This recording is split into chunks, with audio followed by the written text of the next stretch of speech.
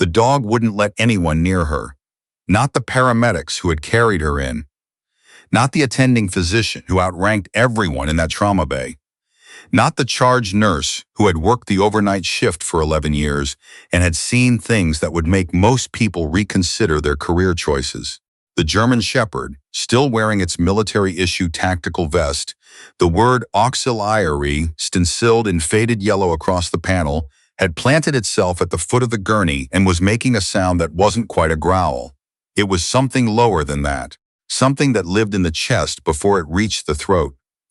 The trauma bay at Foothills Medical Center had gone the particular kind of quiet that happens when a room full of trained professionals realizes that none of their training covers this exact situation. Then a woman in the hallway set down her coffee, looked at the dog, and said 2 words. The dog sat down immediately. Its ears dropped. It exhaled through its nose in a long, slow release, the way a soldier exhales when the shooting stops. Nobody in that room knew who she was. They would spend the next 4 hours trying to find out, and what they found would unseal a file that the Department of National Defense had spent 6 years making sure no one would ever look at. Her name was Ingrid Solberg, though that wasn't the name on the ID she carried. She had been working as a physiotherapist at Foothills for 14 months, which was long enough to know every orderly's coffee order and short enough that no one had thought to question her references too carefully. She was 34. She had the kind of quiet competence that makes people stop noticing you after a while, not because she tried to disappear, but because she moved through rooms the way water moves through a channel, finding the path of least resistance, accomplishing things without friction. She had a small apartment in Ramsey with a single bookshelf and no art on the walls. She ran every morning before 5. She ate at the same Thai place on 9th every Thursday. She had, in 14 months, made exactly 2 friends, both of them nurses on the night shift, and she had told both of them almost nothing about herself that was true. What was true? She had spent 7 years as a marksmanship instructor with Joint Task Force 2. Before that as a sniper with the Royal Canadian Regiment. Before that as a mathematics student at Dalhousie, who had been quietly approached by a man she never saw again after that single conversation in a Halifax library. What was true, she could calculate wind drift and Coriolis correction in her head faster than most people could find their phone. What was true, she had not touched a rifle in 6 years. What was true, she had tried very hard to become someone who didn't need to. She had not planned on this evening. She had been walking to the staff locker room, carrying a coffee she hadn't had time to drink, when she heard the sound coming from Trauma Bay 3. Not the screaming. Hospitals have screaming. You learn to locate and categorize it the way you learn to categorize sounds on a range. It was the other sound, the low, contained, warning frequency of a working dog that was about to make a decision nobody in the room would like. Ingrid had stopped walking. She had known that sound before. She had worked alongside dogs like that, dogs trained to the single-handler bond so deeply that the handler's absence didn't neutralize the protection drive, it intensified it. The dog wasn't aggressive. It was afraid. There is a difference, and most people never learn it, and the ones who don't learn it are the ones who get bitten. She set her coffee on a supply cart. She walked to the door of Trauma Bay 3 and looked in. The girl on the gurney was young.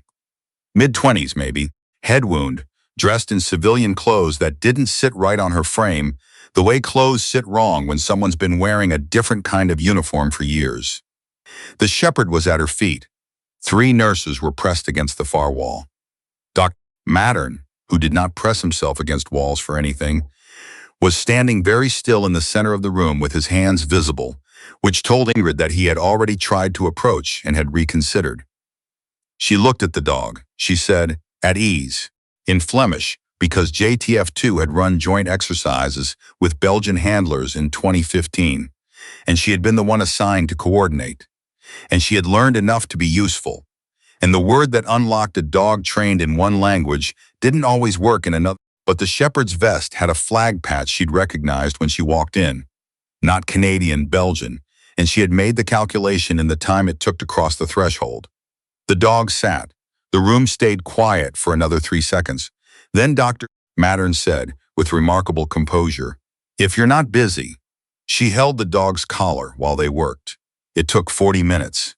The girl had a depressed skull fracture and a blood pressure reading that made two nurses exchange a look over her head. She also had, Ingrid noticed, a callus pattern on her right hand that was very specific to high-tension rope work, and a scar along her left forearm that came from something that had moved fast and parallel.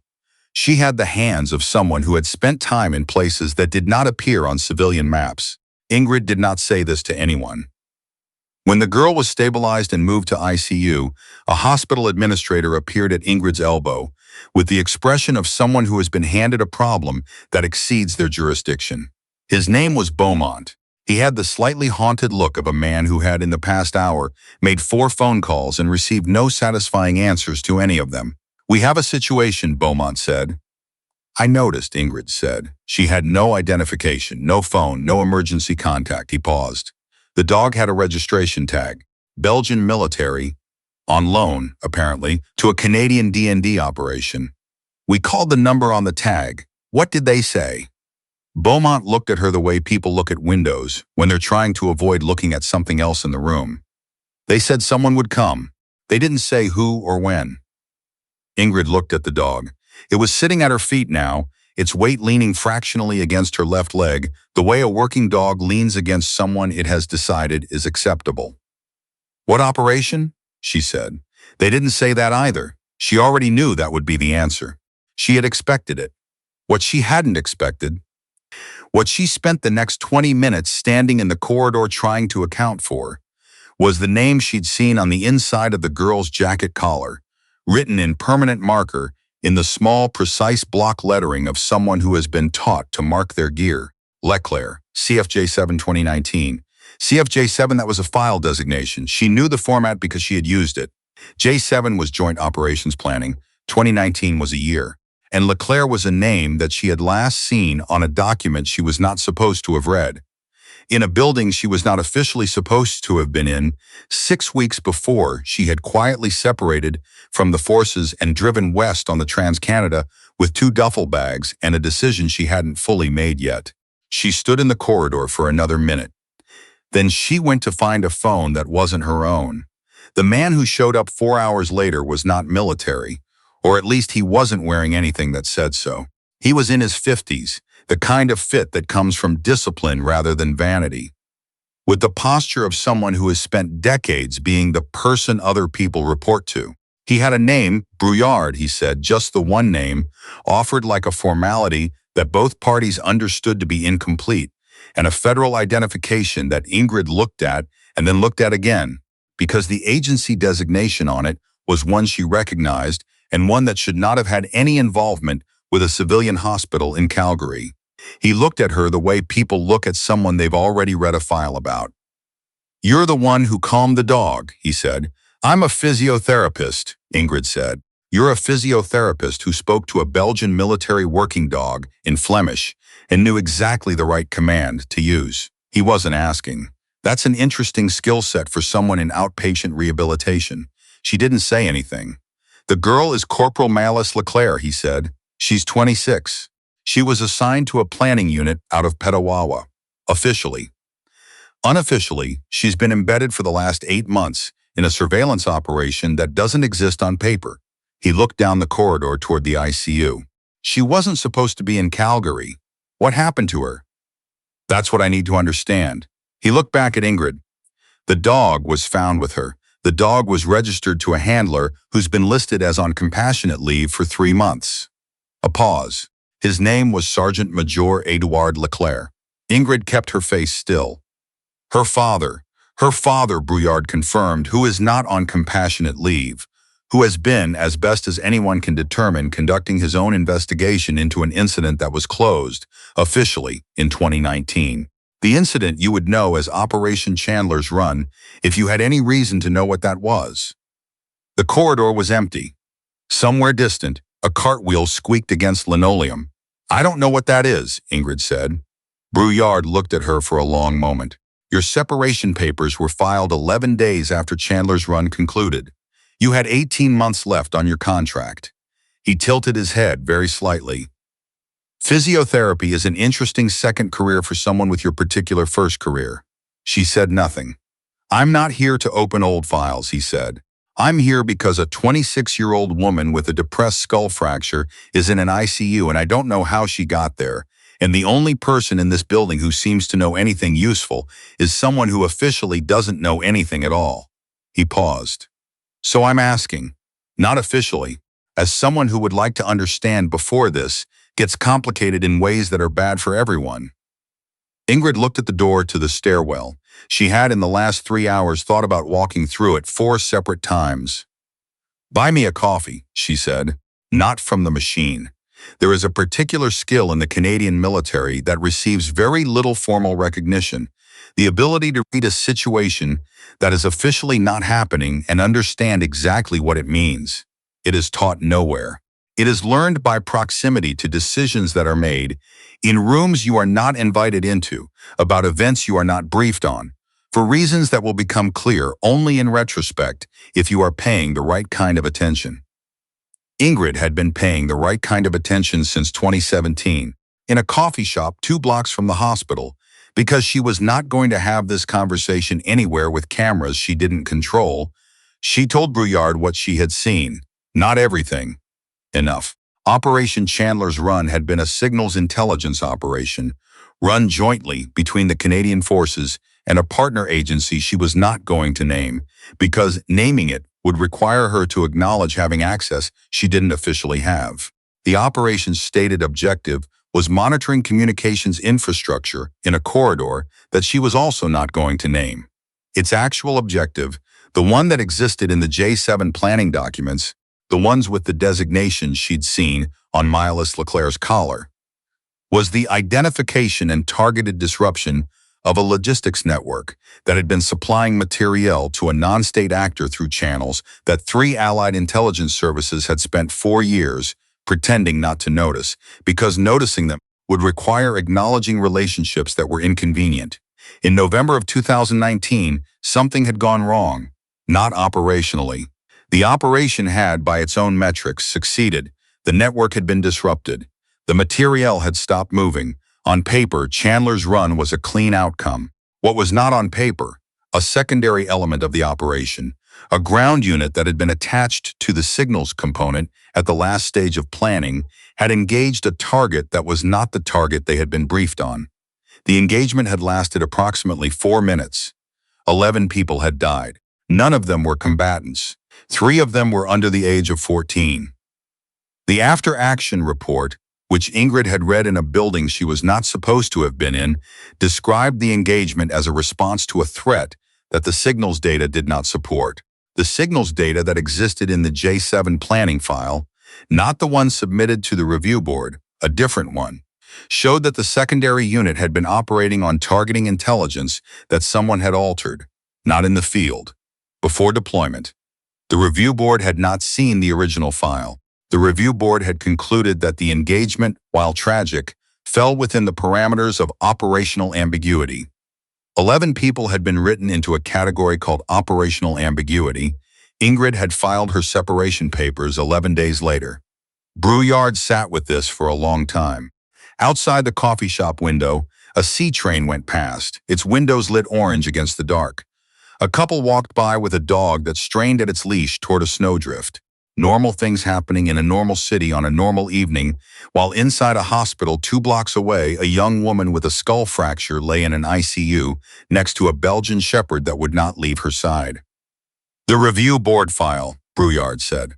"You're saying there were 2 versions.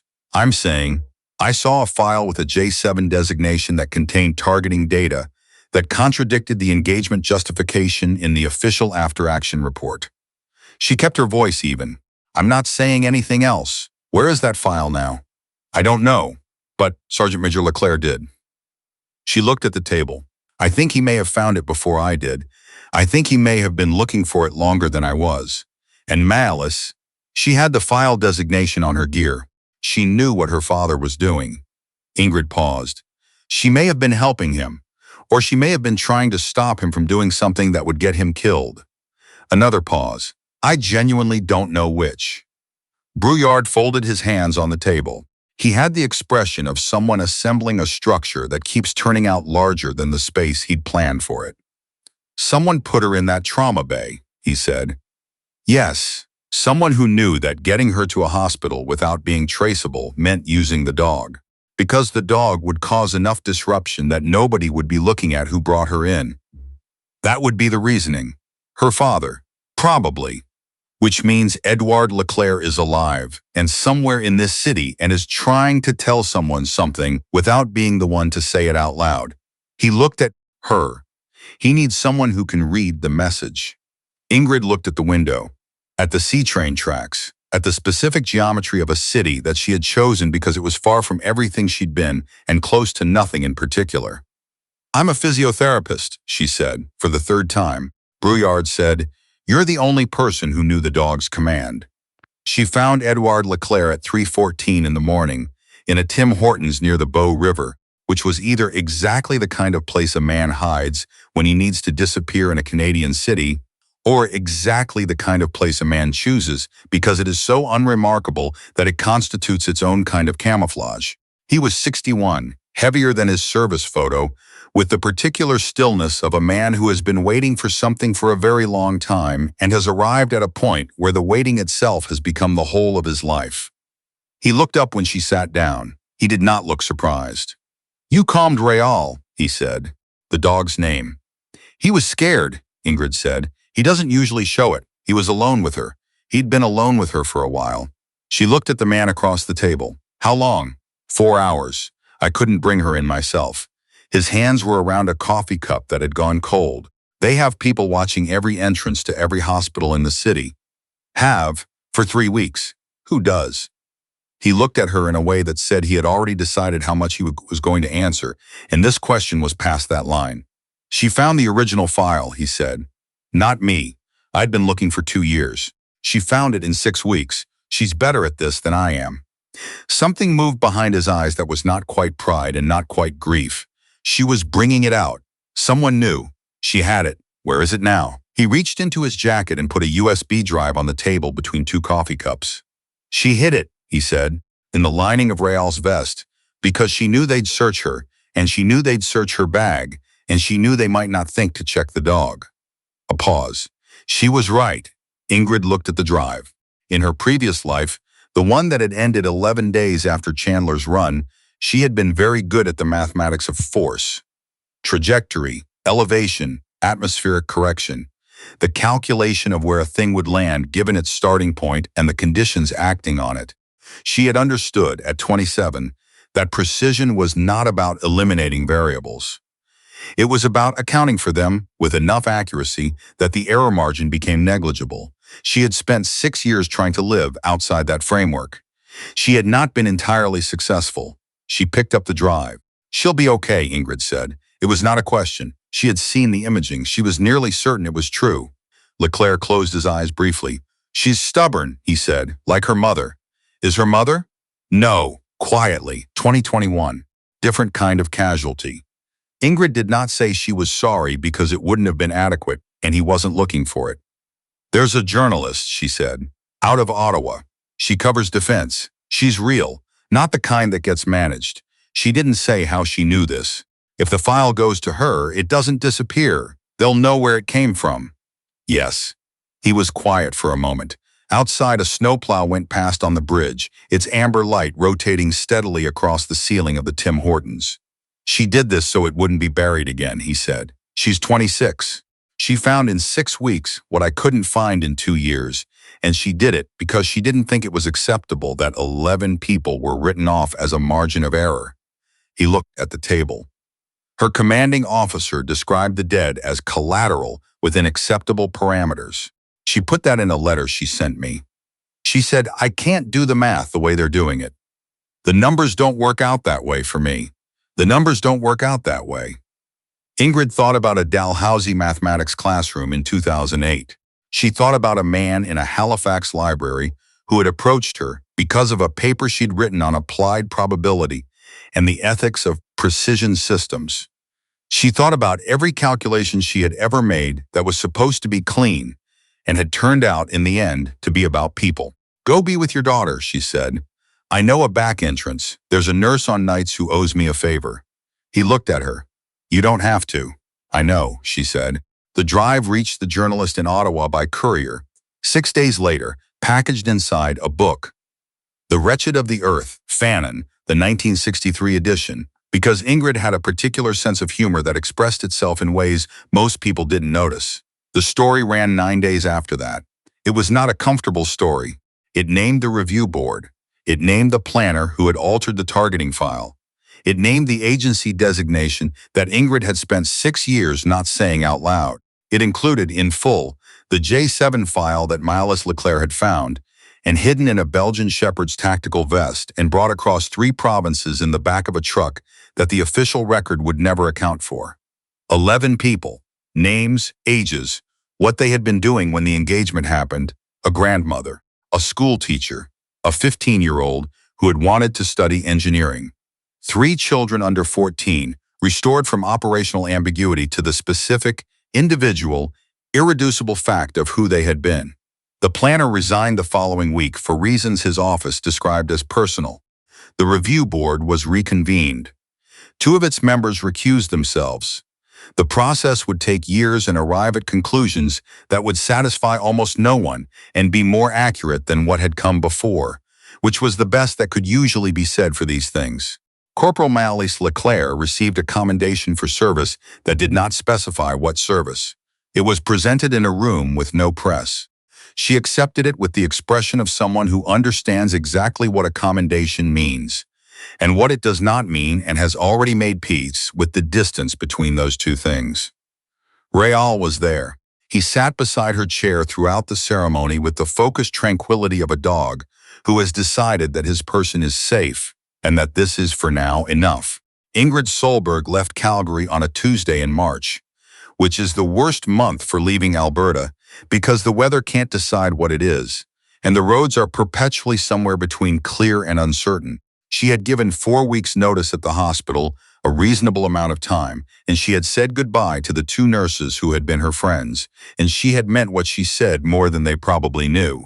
She drove east. Not back to Halifax. Not yet.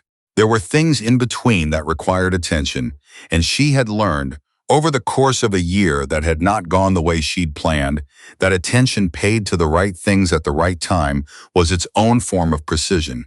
On the passenger seat, folded carefully, was a letter from a woman in Ottawa she had never met in person, which contained 2 paragraphs of thanks and 1 paragraph of questions, and which ended with an address. Ingrid drove with both hands on the wheel, in the particular way of someone who has stopped calculating escape routes and started instead to calculate arrival.